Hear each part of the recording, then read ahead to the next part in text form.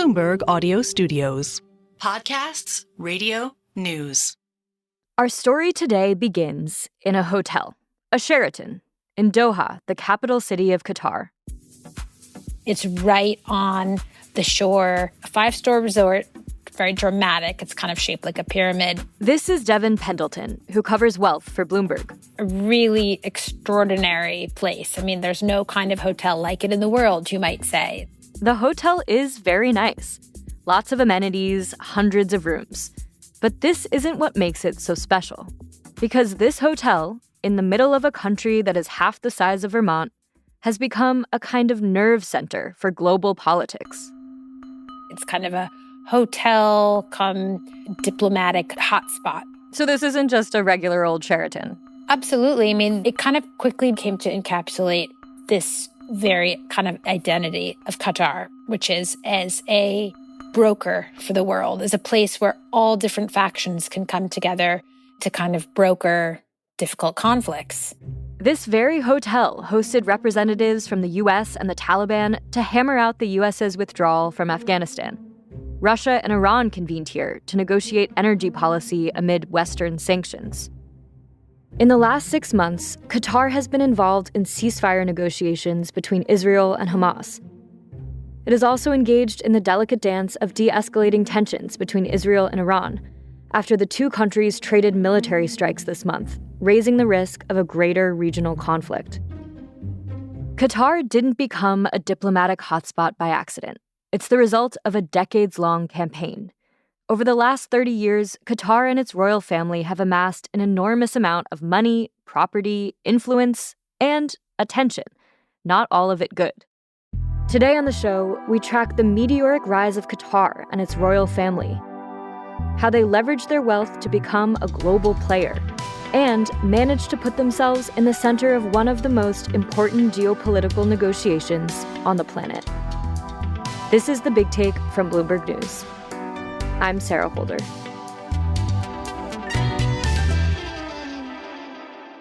Qatar's central role in Middle Eastern relations today might have been surprising even a few decades ago. So Qatar was, for a long, long time, it was this little country. It's kind of at the very tip. It's on a peninsula sticking into the Persian Gulf. Wealth reporter Devon Pendleton says that for years, Qatar had to fight for its own existence. And for a long time, it was contested by these very sort of powerful neighbors, powerful tribes, really, from Bahrain and from Saudi Arabia. The Ottoman Empire wanted it for a while. And so it was almost sort of by a twist of fate that they became their own independent country. And they were a British protectorate for a number of years. And back then, I mean, the country was so different than it is today. Their main source was a port, serving as a port for different ships coming and going and bringing goods. And also pearling, diving for pearls, which was sort of an economic mainstay in the region back then. Obviously, that didn't bring in a tremendous amount of money. It was a very poor country. That started to change in the 1940s when Qatar discovered oil reserves. But it wasn't a ton of oil, not nearly as much as some of its neighbors, like Saudi Arabia. The real game changer for Qatar came in the 70s, when it found it was also sitting on a lot of natural gas.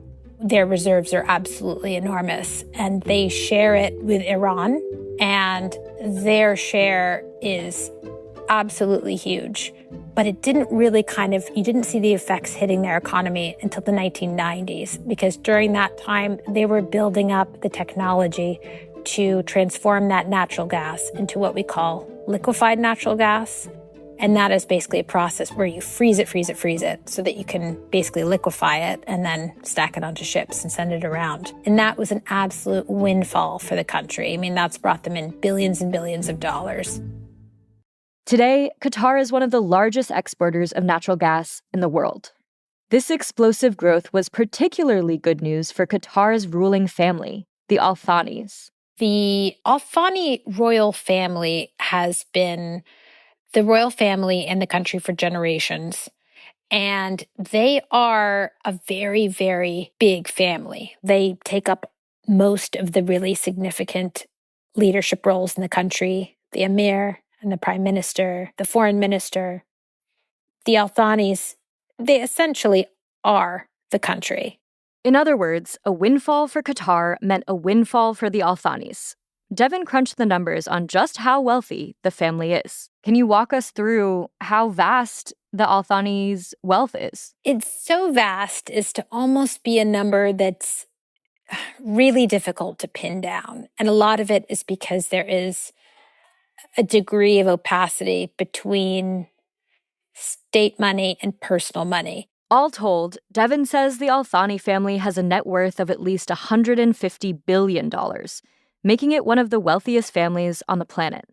And that $150 billion could be a lot higher. That's what Devon heard when she asked for comment on her findings. I think their exact words were highly speculative, based on guesswork and flawed extrapolation. On background, sources close to the family said it was low. But all of our calculations are deliberately conservative, and we try to be as conservative as possible. This is really best viewed as an at least number. But what's remarkable really is what the Qataris have done with that money and how effectively they've reinvested it. I mean, they're very savvy investors, and a lot of their investments have a lot to do with kind of promoting Qatar as a brand. The family has invested its billions all over the world, snapping up large shares of banks like Barclays and stakes in some well-known high-end companies. Some of the ones that are fairly well-known are, you might have heard of the French department store chain Printemps. They own that. They own some really well-known luxury brands like Valentino, for example. They own 70% of Valentino. They also own some really beautiful hotels in London. For example, the Connaught Hotel, Claridge's Hotel. Wow. Yeah. Qatar has also poured money into the international news agency Al Jazeera and has become a major donor for colleges and universities all over the world. According to a Bloomberg analysis, Qatar is the single biggest donor to U.S. universities, responsible for almost $6 billion in giving so far. But the biggest brand-building opportunity came in 2010, when Qatar landed the bid to host the World Cup. I was actually just watching the video of the ceremony where they officially won the bid, and the royal family was there, and they sprung up and were so excited. The winner to organize the 2022 FIFA World Cup is Qatar. What was the significance of that moment for them and for Qatar? How big of a deal was it for the country? It was a huge deal. I mean, many people, when Qatar won the World Cup, had never even heard of the nation. I mean, it's not even an exaggeration. So this was a massive coup for them. Up until then, sort of their efforts to raise their profile had been hosting, certain small diplomatic conventions. And then now all of a sudden they're hosting the biggest sporting event in the world by miles. And it was not without a significant amount of controversy. Qatar's growing prominence didn't come without a price. The country found itself at the center of major international scandals over human rights abuses, bribery, and its relationship with Iran. But the country navigated these and emerged stronger and more powerful than ever. Just how that happened and the influence it has today, after the break.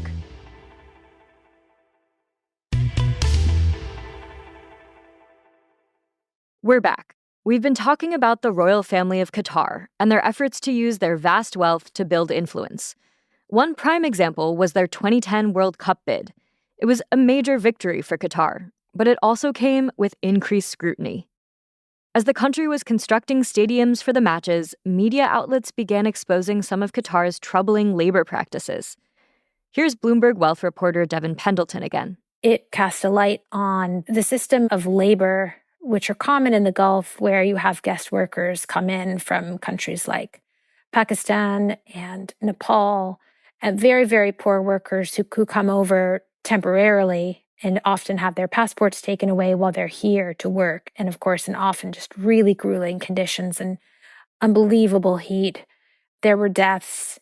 And, I think they made sort of lip service to improving that and were defensive about the system. But it really got a lot of attention for it, negative attention. I think for a lot of people, the hosting of the games was seen as a human rights abomination. As these issues were coming to light, questions arose about how Qatar had secured the World Cup in the first place. There were also allegations left, right, and center of bribes being paid to win votes. And there was actually, the U.S. did end up indicting 3 FIFA officials for taking money from Qatar. Bad press followed the country all the way up to the World Cup itself in 2022. In spite of everything, though, Qatar and the Al Thani family still considered the event a success. If you ask members of the Al Thanis, most anybody kind of who is close to Qatar, many people saw the World Cup as a massive win. It was a successful cup. It was a really exciting World Cup. It went off more or less without a hitch. This wasn't the only time Qatar would make it out of a tricky situation and come out on top. Back in 2017, in the lead up to the World Cup, the country came under fire from some of its most powerful neighbors. Its close relationship with Iran drew heat from Saudi Arabia, Bahrain, Egypt, and the UAE. The alliance applied some pretty serious pressure on Qatar. It was a move, I think, that a lot of people didn't see coming. The neighbors that encircle Qatar, led by Saudi Arabia, formed an embargo against the country, and they cut off all land and water crossings to the country. And it could have been devastating to Qatar, and I think a lot of people thought it would be devastating. They would have no choice but to capitulate, because otherwise their economy would wither up. But they did no such thing. I mean, went to extraordinary measures to kind of persist. Like, probably the best example is that the government got busy and they sent money to businesses which airlifted cows from all over the world so that they could have milk and all the dairy that they needed. Cows? It was cows. They were airlifting cows. They were flying in, huge jumbo jets full of cows. And they, shored up their banking system, which of course was in a dire situation. And they just they made new friends. And that's kind of got to the heart of what Qatar does so well, is finding allies, forging partnerships. So they formed new trade routes with countries they didn't previously have trade partnerships, or they had weak partnerships like Oman and Iran and Turkey. It showed a real backbone, I think. It showed like a real confidence in their belief that this is the best way to survive and thrive in this corner of the world. It's a very risky gambit to kind of seek out and speak to these different factions when you know that it's making powerful people unhappy. Qatar emerged from the embargo stronger than before. And the world got a glimpse at just how effective the country was at making powerful and unlikely friends. Its role as a mediator is literally written into its constitution, where it pledges to strengthen international peace and security by, quote, encouraging peaceful resolution of international disputes. It's really how the country views itself as a broker between different factions. They see kind of key to their security being a very small country in an area where there's a lot of hostility and conflict, is being a broker, being the go-to person who can kind of get different warring factions together in one room. And this has also worked in their favor because they have used it to harness a very powerful ally in the U.S., and the U.S. knows that Qatar can be relied upon. If they need to get a message to the Iranians, they can have Qatar deliver it. Or if they need to get a message to the Taliban. And that is kind of why they are really crucial to the U.S. This seems like a really important moment to be looking at Qatar in this new role because of the important talks that they've hosted, involving Russia, Iran, and the U.S., and these negotiations with Hamas and Israel. Qatar also brokered a deal to bring aid and medicine into Gaza. It exemplifies, I think, how essential, how important money is, because it's a fascinating approach that Qatar has taken with, not just using their money to become an influential investor by investing in Barclays. It is just remarkable to me that this tiny little country with a population smaller than Los Angeles is this well-known, widespread, and powerful. These are obviously high-stakes negotiations for any country to be brokering. And given Qatar's human rights record, the allegations of corruption, and its friendliness with countries that have been blacklisted and sanctioned, I asked Devon about their role at the center of peace negotiations. Obviously it's problematic, and it is a matter of sort of who, if not them, then who? If the Qataris weren't playing this role, who would they be turning to? If they can't speak directly to Iran, are they not going to speak at all? And what does that look like? A lot of major players in the world will tend to see things more black and white. Like the US says, we do not deal with Iran. Saudi Arabia generally does not like Iran. The UAE has very particular views about who they talk to, who they don't, who is good, who is bad. Qatar doesn't really have that view. They're more, we will talk to anybody.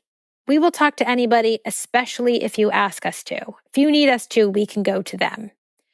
And that is kind of what really makes them distinct, is that they haven't written anybody off. They're saying, hey, you want to talk to this guy? I got his number. I can put you in touch. And, that's raised eyebrows. That's given them sort of maybe a reputation. That's ticked off all sorts of people. But all of a sudden, when one of these countries, these big, powerful countries, be it the US, the UK, Saudi Arabia, they need to talk to somebody, they have to go through the Qataris. That puts the Qataris in a really powerful position. As fighting escalates in the Middle East, Qatar's role has become more relevant than ever. Since October 7th, they've played a crucial role in negotiations between Hamas and Israel. They have been successful in helping over 100 hostages be released, Israeli hostages and hostages from other nations. As Israel's war in Gaza wages on and its conflict with Iran unfolds, Qatar's role is continuing to evolve. Amid these heightened stakes, the country has come under increased political heat, and Qatar's prime minister has said it is reviewing its role as mediator between Hamas and Israel. For now, Qatar's power continues to come from its long-held position, right in the middle. Thanks for listening to the Big Take podcast from Bloomberg News. I'm Sarah Holder. This episode was produced by Adriana Tapia and Alex Sugiura. It was edited by Stacey Vanek Smith and Christine Oram. It was mixed by Rishi Bajekal. It was fact-checked by Thomas Liu. Naomi Shavin is our senior producer. Our senior editor is Elizabeth Ponso. Nicole Beamsterboer is our executive producer. Sage Bauman is Bloomberg's head of podcasts. Please subscribe and review The Big Take wherever you listen to podcasts. It helps new listeners find the show. Thanks for listening. We'll be back tomorrow.